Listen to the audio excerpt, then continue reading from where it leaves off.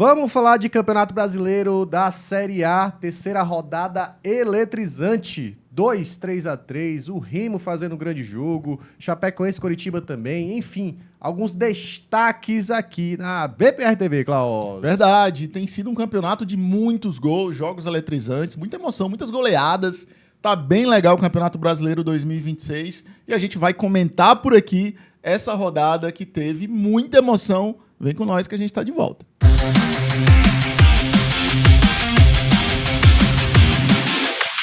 Simbora, galera, ó, projeto novo, né, recente daqui do BPR, e a gente espera que você que tá chegando agora se inscreva aqui na BPR TV, deixa o like, aqui a gente fala de futebol nordestino, futebol brasileiro, falar de Campeonato Brasileiro da Série A e muita coisa que vem por aí a gente vai comentar aqui neste canal, tá bom?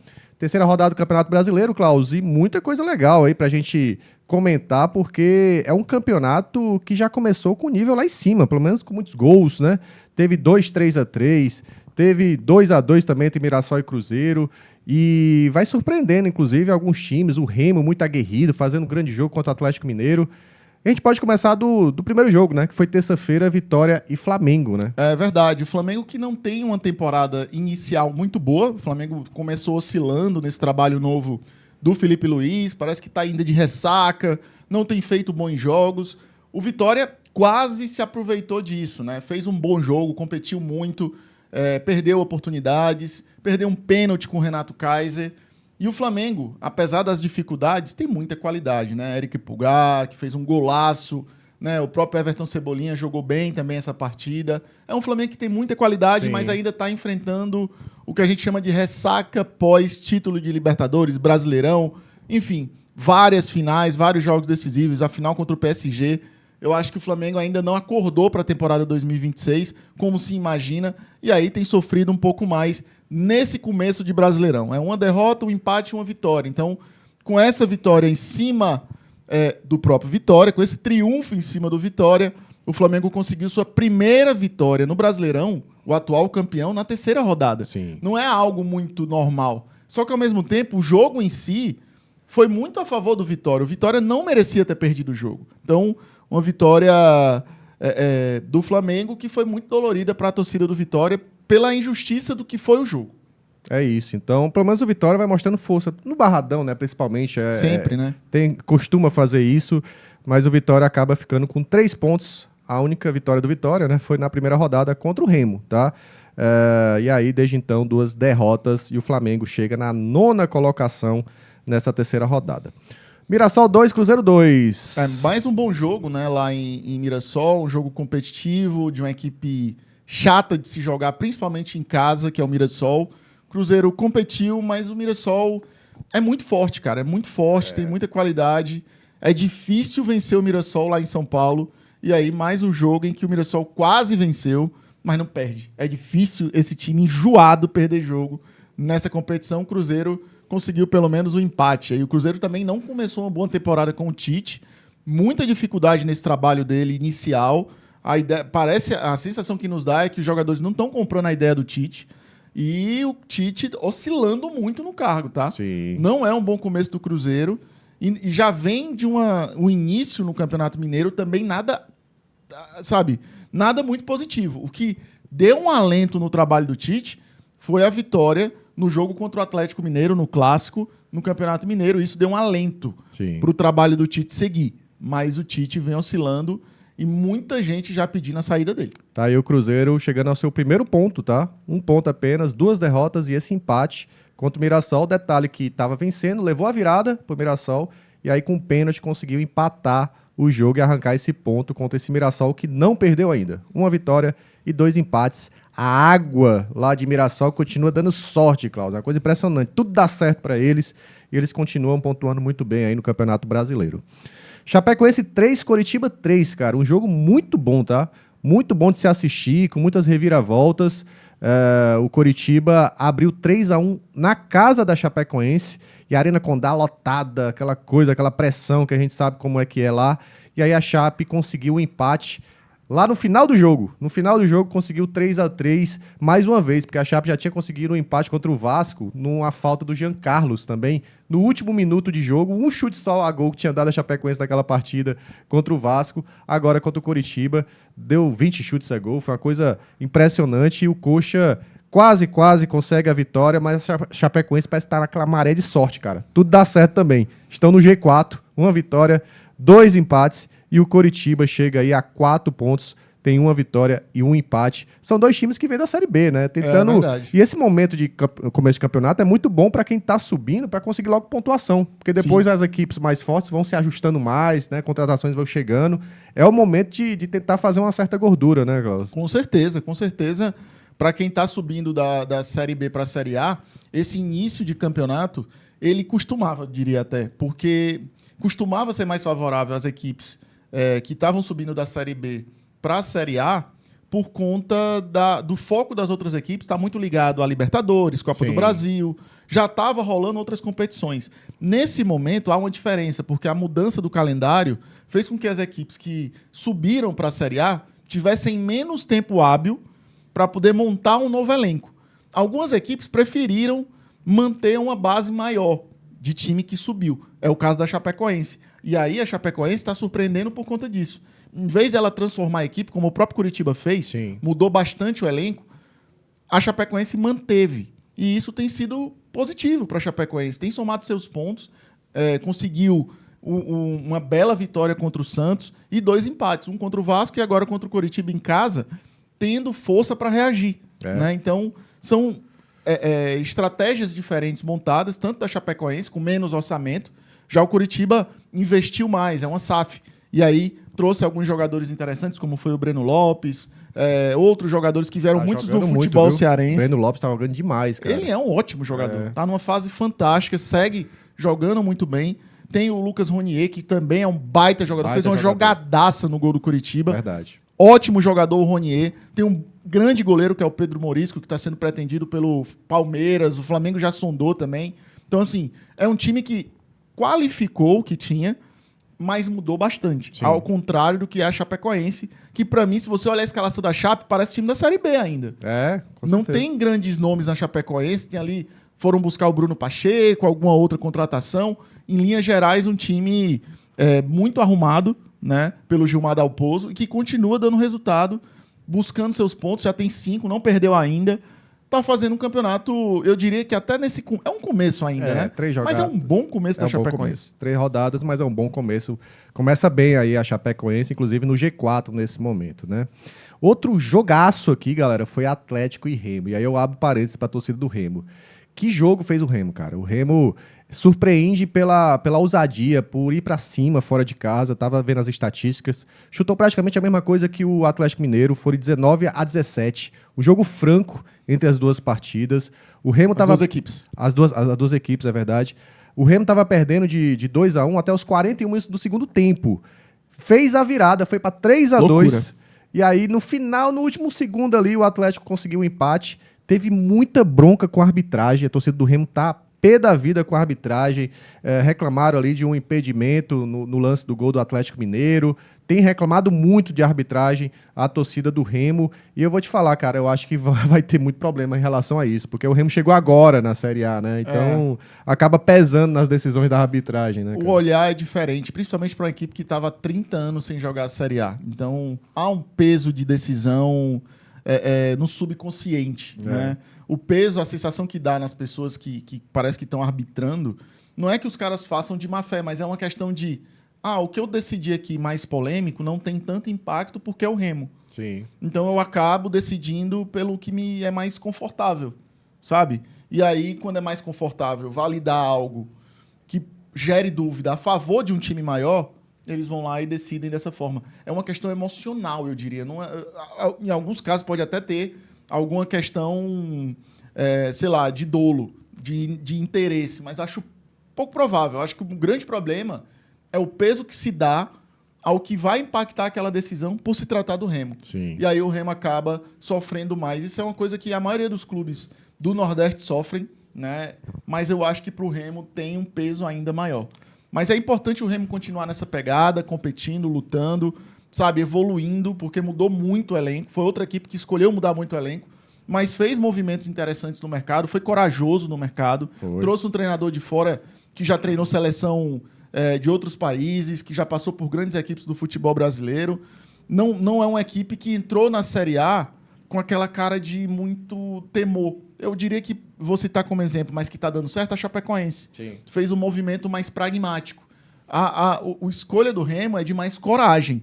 É mudar, é trazer jogadores que já tenham uma vivência de Série A, né? Jogadores que têm ali um perfil interessante. Pikachu continua jogando muita bola. Você tem um Aleph Manga que já teve bons momentos no Curitiba. Você tem jogadores ali, Patrick de Paula, que já viveu boas fases, não vive umas últimas fases tão boas. Você vê tem o Marlon, enfim. Vitor Bueno, Iago Pikachu e Aleph Manga são os quem fez os gols, né? Vitor Bueno, bom jogador, passou pelo Santos, passou pelo São Paulo, passou pelo Santos não, passou pelo São Paulo, Atlético Paranaense. Enfim, jogadores que têm uma vivência de Série A. E eu acho que o Remo, se continuar ainda melhorando um pouco mais o elenco, tem boas condições de brigar pela permanência, né? Hoje é inevitável a gente falar que o Remo é um favorito ao rebaixamento. Sim. É inevitável. Mas o Remo, com essa força que está demonstrando, com essas partidas que tem feito, pode sim ser aí um time que consiga a permanência na Série A. O que seria muito legal e seria muito bacana premiar quem se esforça, quem luta, quem está vibrando. É muito legal ver equipes que vibram. Sim. E aí, estão em sintonia com a torcida, estão em sintonia com o povo do Pará. Tomara que o Remo fique na Série A. E tem feito, acho que tem representado bem, né? Porque tem feito jogos bem interessantes, por mais que não tenha vencido ainda. Perdeu pro Vitória, empatou com o Mirassol em casa, e agora esse empate contra o Atlético Mineiro, que quase foi a primeira vitória do Remo depois de tantos anos aí fora da Série A. Só seguindo aqui, Klaus, teve Vasco 0, Bahia 1. O Bahia tá com tudo nesse começo, inclusive segundo colocado, 2 vitórias e um empate, cara. Um ótimo começo do Bahia, é uma equipe regular, de muita regularidade. Você não tem ali, o Bahia não mudou muito o elenco da Série A de 2025 para 2026, fez pequenos movimentos pontuais, saiu o Santiago, chegou um novo lateral direito, tá trazendo um atacante que só chega em julho, trouxe o Everaldo de volta, para você ver como o Bahia foi muito pela cautela de já ter um elenco base muito interessante. O treinador é mantido há muito tempo no cargo, o Rogério tem um elenco na mão, tem um time bem montado, ou seja, o que o Bahia está apostando é numa regularidade e de entrosamento que outras equipes vão sofrer um pouco mais, principalmente nesse começo. Então, essa estabilidade de trabalho do Bahia pode ser favorável ao Bahia criar uma gordura competitiva, né? Ganhar muitos pontos no começo do campeonato e aí perceber onde ele está no campeonato. Sim. E a partir daí é onde eu acho que, se o Bahia estiver muito bem posicionado na competição, a SAF tem que intervir para tentar buscar um título ou buscar uma vaga direta na Libertadores. Enfim, ótimo começo do Bahia, de um trabalho muito bem feito pelo Grupo City e pelo Rogério Ceni, que prevê uma estabilidade de trabalho, de construção. Daqui a pouco tem pré-Libertadores para o Bahia. Mas é uma organização muito interessante do que vem sendo feito. É claro que o torcedor ele quer mais. Ele vê o time dele fazendo investimentos, aportes muito grandes em infraestrutura, em jogadores, né? Fez alguns movimentos bem robustos em relação a mercado em temporadas passadas. Ele quer que continue fazendo isso, que talvez chegue a se questionar se está no mesmo nível do Palmeiras ou do próprio Flamengo. Acho que não é o caso. Acho que o Bahia tem que ir pela regularidade, pela construção muito bem feita de um projeto. E nesse modelo, isso leva um pouco mais de tempo para trazer os resultados que, por exemplo, o Botafogo conseguiu com o John Textor. E essa é a diferença do Bahia para essa SAF maluca do Botafogo. Trouxe um resultado imediato fantástico, mas já botou o Botafogo de novo em maus lençóis financeiros. E isso tem o ônus e o bônus. Não estou dizendo que é um certo ou errado. Eu acho que para o torcedor do Botafogo dizer, cara, eu estava sem perspectiva, em poucos anos ganhei um brasileiro e uma Libertadores. Pô, valeria a pena. Se você me perguntasse como torcedor, eu diria que se minha equipe fizesse isso, eu não sei se eu diria não. Querendo ter uma perspectiva de, em 2, 3 anos tu vai estar brigando pelo título da Série A e disputando os finais de Libertadores. Pô, velho. Aí depois tu vai cair num marasmo. Irmão, deixa eu viver esse momento. Não foi ruim não. Os caras estavam afundados na Série B, pô. Exato. Mas a questão é que o Bahia é diferente. É um trabalho de médio e longo prazo, até talvez já está se tornando de médio prazo, para um projeto muito maior, para um projeto de uma equipe que vai mudar de prateleira para sempre no futebol brasileiro. Só que o torcedor é o imediatismo. Não tem essa não consegue enxergar essa visão de médio e longo prazo. O torcedor quer viver o hoje.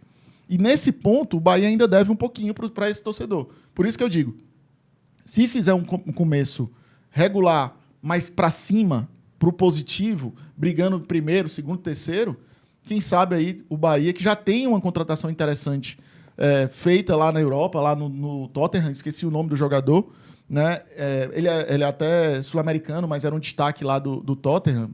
Ele chega no meio do ano, mas se o Bahia enxergar que pode realmente brigar, pode qualificar ainda mais o seu elenco, porque tem ótimas peças. Jean Lucas está jogando muita bola. Teve uma jogada do Jean Lucas ontem contra o Vasco. Porra, o cara é diferente. O cara é diferente. Então, assim, Luciano Juba jogando muito, Everton Ribeiro trazendo experiência, trazendo liderança, um exemplo também de vida. Então, assim, o Bahia vai fazendo um trabalho muito legal aí nesse início de competição, né, com o Rogério Ceni, e tomara que também consiga seguir firme aí na competição. E vai lutar agora pela liderança. Próxima rodada pega a Chape em casa, né? Então, o Bahia tem tudo para lotar aí o estádio e conseguir essa vitória. Ou o triunfo, como eles falam, né? É o triunfo. São Paulo 2, Grêmio 0 aqui normal, né? Eu acho que o São Paulo fez aquele jogo sólido, foi São superior. Paulo, pois é, cara. O São Paulo me surpreende, Douglas. Porque começou mal o Paulistão. Sim. Mas 2 vitórias já no Campeonato Brasileiro e um empate, cara. E teve total domínio da partida. O Grêmio não conseguiu em nenhum momento ter chance. Foi impressionante, assim. Então, liderança pro São Paulo. Liderança pro São Paulo, atual líder. Pra mim, muito surpreendente. Começou a temporada perdendo de 3-0 pro glorioso Mirassol, né? Verdade. O enjoado Mirassol, mas aí foi no Paulista, não foi no Brasileiro. Mas dava indícios ruins, porque depois veio empatar com o Primavera, lá no Morumbis. Teve dificuldade com a Portuguesa também. Enfim, empatou com a Portuguesa também. Então, assim, o Paulista estava dizendo que o São Paulo ia passar muita dificuldade na competição. Todo mundo projetou. O Crespo não vai durar até o começo do Brasileiro. Se vier umas 3 rodadas aí, é possível que o Crespo rode lá no São Paulo.